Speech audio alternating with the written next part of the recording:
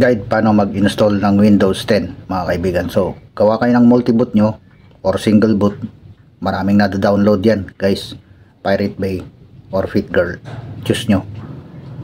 So ganun lang guys, pag install nyo, ayan, accept nyo lang, tapos next.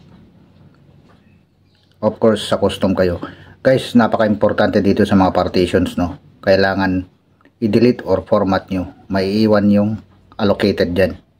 So dyan nyo i-install yung OS nyo, Windows 10, 7, 11. Yan, kailangan malinis lahat yan guys bago kayo mag-install.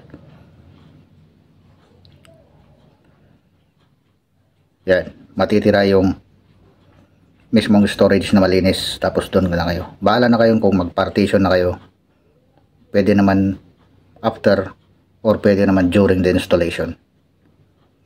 So advice ko lang guys, yung gumagamit ng mga hard disk dyan, switch na kayo sa SSD, sa solid state device. Mas maganda yun, mas mabilis,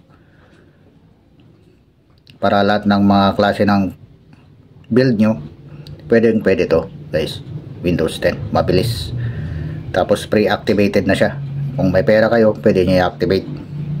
Pag wala, may mga free.